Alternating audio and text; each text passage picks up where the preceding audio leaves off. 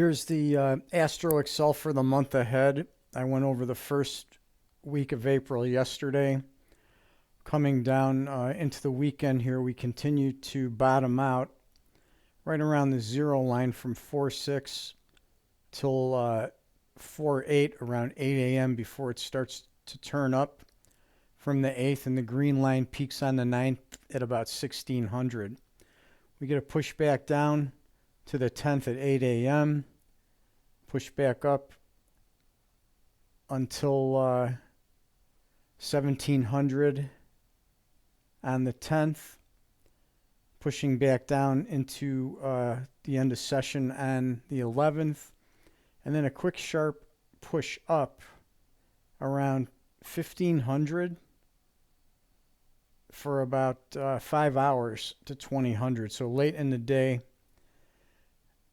might get a little bit of a surge there. Then we've got a pretty sharp decline to the end of the session on the 12th. Then we're flatlining at about the -5 area all the way through till the close on the 14th. And then we got a decent push up to the end of the session on the 17th.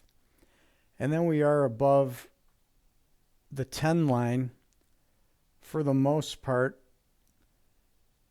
all the way out to the 26th. We've got some up and down in here. We go down from the 18th down until 1600 on the 18th, and we're pushing up to the 19th at 1600, and then we've got that push down all the way to the 22nd at midnight, and then a strong push from there almost up to the 20 line into the 24th at about midnight, and we've got that blue line spike coming in pretty close with that. And then we turn down, and we've got the downtrend into the 26th at 1600. Then we flatline for 24 hours. Then we push back up to 8 a.m. on the 29th here, and then we're down into May 1st.